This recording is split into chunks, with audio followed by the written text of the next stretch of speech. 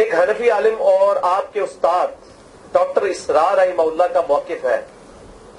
اچھا یہ مجھے بلیک میل کرتے ہیں اس طرح کے سوال لکھ کے آپ کے استاد, حالانکہ اس کے بغیر بھی لکھا جا سکتا تھا کہ سورہ جمعہ میں امام حنیفہ رحمہ اللہ کا ذکر آیا اور اس حوالے سے صحیح بخاری میں بھی ایک حدیث موجود ہے سیدنا سلمان فارسی کے حوالے سے. اس حوالے سے آپ کا کیا موقف ہے؟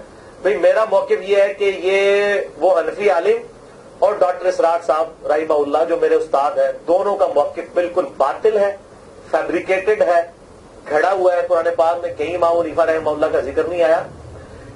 بسم اللہ الرحمن الرحیم. السلام علیکم دوستو, آپ نے دیکھا اور سنا کس انداز سے اس نے سوال پڑھا ہے. اپنی طرف سے خود سوال گھڑتا ہے اور جھوٹ باندھتا ہے علماء پر کہ حنفی عالم اور ڈاکٹر صاحب کہہ رہے ہیں کہ قرآن پاک میں امام ابو حنیفہ کا ذکر ہے. جھوٹ بول رہا ہے. نبی علیہ السلام نے فرمایا, بخاری شریف میں حدیث 100 نمبر حدیث ہے کہ علم کو اللہ تبارک و تعالیٰ ایسے سینوں سے نہیں نکالے گا بلکہ علماء اٹھ جائیں گے. جب علماء نہیں رہیں گے, لوگ جاہلوں سے سوال کریں گے, وہ خود بھی گمراہ ہوں گے اور دوسروں کو بھی گمراہ کریں گے. اب وہ وقت ابھی تک نہیں آیا, ابھی علماء موجود ہیں پھر بھی لوگ ایسے جاہلوں سے سوال کر رہے ہیں. یہ حرام ہے ان ایسے جاہلوں سے سوال کرنا, کیونکہ کس طرح یہ جواب دیں گے؟ اپنی طرف سے یہ جھوٹے سوال گھڑیں گے اور محدثین اور فقہا پر جھوٹ باندھیں گے. اور دوسری بات یہ کہ اگر آپ کو آپ کے استاد سے اختلاف ہے تو آپ بڑے ادب احترام سے بات کرتے ہیں کہ جناب علی ٹھیک ہے میرے استاد کا یہ موقف ہے لیکن میں ان سے ادب احترام کرتے ہوئے اختلاف کرتا ہوں. لیکن اس طرح آپ کبھی زبان استعمال نہیں کریں گے. فیبریکیٹڈ ہے, میرے استاد ہیں لیکن وہ جھوٹ بولتے ہیں, یہ کرتے ہیں. کیا یہ کسی ادب والے شاگرد کا کام ہو سکتا ہے؟ اتنی بے ادبی اپنے استاد سے, تو اس سے آپ کیا علم سیکھیں گے؟ اس سے آپ کیا دین سیکھیں گے جو اپنے استاد سے اس انداز سے بات کرتا ہے؟ اور دوسری بات جھوٹ بولتا ہے, سوال بھی من گھڑت جھوٹا گھڑتا ہے کہ امام ابو حنیفہ کا ذکر قرآن پاک میں, حالانکہ جو آیت پڑھے گا آگے میں آپ کو دکھانے والا ہوں اس سے اخذ کرتے ہیں کہ لما یلحقوا بہم, جو ان کے بعد آئیں گے, صحابہ کرام علیہ رضوان کے بعد آئیں گے, تمام محدثین اور فقہا نے لکھا ہے, مفسرین لکھا ہے, وہ تابعی ہوں گے. اور ان میں معتبر تابعی کون ہے؟ امام ابو حنیفہ رحمۃ اللہ علیہ, وہ فارس کے ہیں. آگے میں آپ کو دکھاتا ہوں کہ کس طرح قرآن پاک پڑھ کے جھوٹ بولتا ہے. دوستو آپ ہوشیار رہیں ایسے فراڈیوں سے. جس آیت سے ڈیڈکٹ کرتے ہیں نا وہ سورۃ الجمعہ کی آیت ہے جس کے کانٹیکسٹ میں یہ حدیث بخاری نہیں مسلم میں بھی موجود ہے. اس کو ایک دفعہ خود بھی پڑھ لینا. ڈاکٹر اسرار صاحب اور حنفی علماء کے کہنے پر نہ مان لیا کریں, ایک دفعہ ہمت کر کے خود بھی کھول کے پڑھیں کہ کیا قرآن پاک میں امام حنیفہ رحمہ اللہ کا نام لکھا بھی ہوا ہے کہ نہیں. دوستو آپ خود پڑھیں اور دیکھیں کہ یہ جھوٹ بول رہا ہے. سوال بھی جھوٹا گھڑا ہوا ہے. کسی عالم نے نہیں کہا, اتنا پڑھا لکھا اس کے نزدیک ڈاکٹر اسرار صاحب ہیں, کیا وہ قرآن پر جھوٹ بولیں گے؟ یہ ان پر جھوٹ بول رہا ہے. یہ کیسا شاگرد ہے جو اپنے استاد پر جھوٹ بول رہا ہے؟ یا اس کی تشریح کے اندر کسی مفسر نے ان کو داخل کرنے کی کوشش کی ہوئی ہے کہ نہیں؟ جلال الدین سیوطی کے بارے میں آتا ہے کہ انہوں نے داخل کیا, انہوں نے تو بہت کچھ دین میں داخل کیا ہے, ان کو تو آپ چھوڑ دیں, آپ قرآن و حدیث سے بات کریں. جی اپنی جو بات ہے, اپنے ریسرچ پیپر میں امام جلال الدین سیوطی رحمۃ اللہ علیہ کی کئی عبارتیں انہوں نے جو ہے وہ نوٹ کی ہیں, لکھی ہیں. اس وقت امام جلال الدین جو بڑے امام تھے. اب جب امام ابو حنیفہ رحمۃ اللہ علیہ کی شان کی بات آتی ہے, حالانکہ وہ شافعی محدث ہیں, وہ کہتے ہیں کہ یہاں اس حدیث سے مراد امام ابو حنیفہ رحمۃ اللہ علیہ. امام ابن حجر حیتمی رحمۃ اللہ علیہ کہتے ہیں اور کثیر تعداد میں فقہاء محدثین کہتے ہیں کہ یہاں جو شان بیان ہوئی ہے بعد میں آنے والوں کی, وہ امام ابو حنیفہ رحمۃ اللہ علیہ ہیں, اس لیے کہ وہ فارسی تھے. اب یہ کیا کہہ رہا ہے؟ جناب علی قرآن حدیث سے بات کریں, جلال الدین سیوطی نہیں. بھئی اپنے ریسرچ پیپر میں امام جلال الدین سیوطی کو کیوں نقل کرتے ہو؟ ان کی کتابوں سے کیوں حوالے لیتے ہو؟ یہ فراڈ نہیں ہے, یہ دھوکہ نہیں ہے عوام کے ساتھ. جہاں اماموں کی فضیلت کی بات آئے تو آپ اس طرح بات کریں, اور آپ نے جھوٹ اگر آپ نے ثابت کرنے ہو, گھڑنے ہو, تو دوسرے اماموں کا بھی آپ حوالہ دے دیتے ہیں. وہ ہمارے لیے دلیل نہیں ہے, دلیل نہیں ہے. کتاب و سنت کی دلیل سامنے. واہ جی ہاں, جب اپنے ریسرچ پیپر لکھتے تو وہاں قرآن و سنت ان کو بھول جاتا ہے, وہاں امام جلال الدین سیوطی کا ذکر آ جاتا ہے, ان کی کتابوں کے حوالے آ جاتے ہیں. یہ سورۃ الجمعہ کی جو آیت ہے, اعوذ باللہ من الشیطان الرجیم, بسم اللہ الرحمن الرحیم, هو الذی بعث فی الامین رسولا منہم یتلو علیہم آیاتہ ویزکیہم ویعلمہم الکتاب والحکمہ. وہی اللہ ہے جس نے امیین میں سے, اہل عرب میں انہی میں سے ایک رسول بھیجا جو ان پہ اللہ کی آیات تلاوت کرتا ہے، ان کا تزکیہ کرتا ہے، ان کو کتاب و حکمت سکھاتا ہے. وَإِن كَانُوا مِن قَبْلُ لَفِي ضَلَالٍ مُبِينٍ، اور اس نبی کے آنے سے پہلے یہ کھلی گمراہی میں تھے. وَآخَرِينَ مِنْهُمْ لَمَّا يَلْحَقُوا بِهِمْ، اور ابھی ان کے علاوہ اور لوگ ہیں جو ابھی ان کو آ کر نہیں ملے. وَهُوَ الْعَزِيزُ الْحَكِيمُ، اور وہی غالب ہے، حکمت والا ہے. یہ جو پورشن ہے نا کہ صحابہ کو بھی کچھ لوگ آ کر ملیں گے، یعنی تابعین جو بعد میں اسلام لے کر آئیں گے، اس کے کانٹیکسٹ میں بخاری اور مسلم دونوں میں حدیث ہے کہ حضرت سلمان فارسی رضی اللہ تعالیٰ عنہ علیہ السلام بیٹھے ہوئے تھے، اور حضرت ابو ہریرہ کہتے ہیں کہ نبی علیہ السلام نے فرمایا اس آیت کو تلاوت کر کے کہ ابھی کچھ اور لوگ ہیں جو صحابہ کے ساتھ آ کے ملیں گے. وہ صحابہ بھی ہو سکتے ہیں جو بھی صحابی نہیں بنے، اور تابعین بھی ہو سکتے ہیں. حضرت سلمان فارسی کے کندھے پہ آپ صلی اللہ علیہ وسلم نے ہاتھ رکھا اور فرمایا دین اگر ثریا ستارے کی چوٹی پر بھی ہوتا تو فارس کے لوگ وہاں سے بھی اسے حاصل کر لیتے.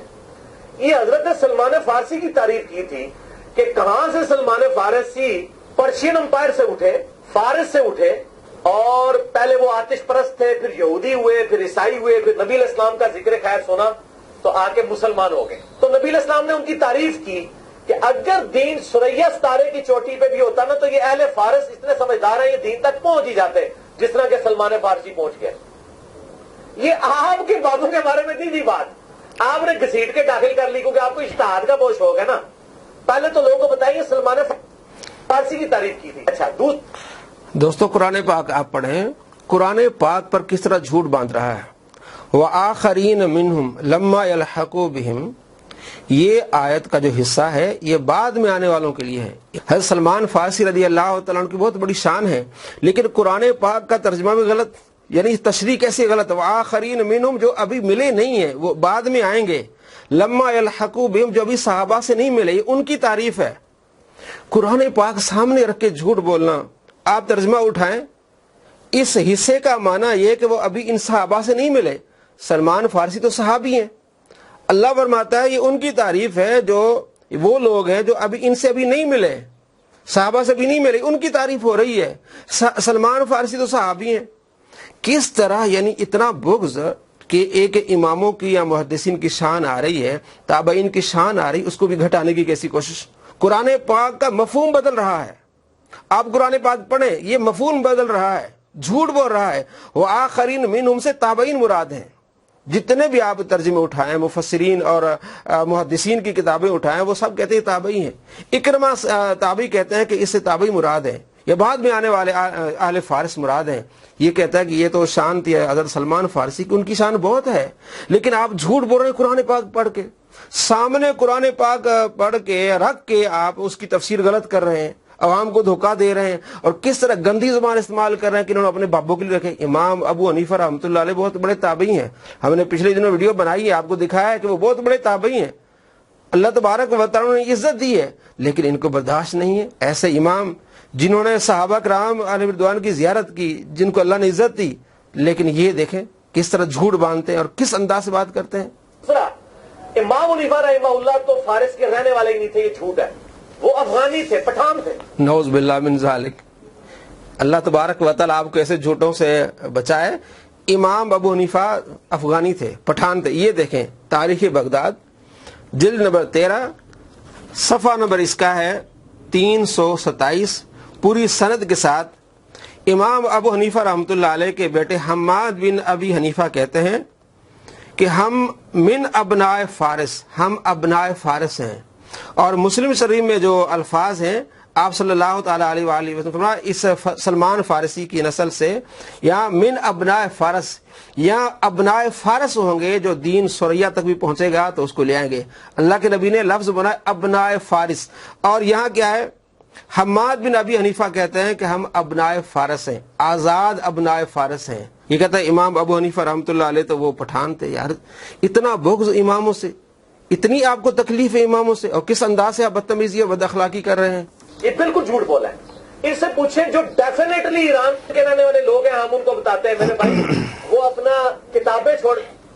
یہ بالکل جھوٹ نہیں بلکہ تم جھوٹ بول رہے ہو. یہ کتابوں میں موجود ہے. امام ابو حنیفہ رحمۃ اللہ علیہ فارسی ہیں، ابناء فارس میں سے امام ابو حنیفہ کے بیٹے کہہ رہے ہیں. اور دوستوں ہم نے دکھایا ہے پچھلی ویڈیوز میں یہ اس صدی کا سب سے بڑا جھوٹا ہے.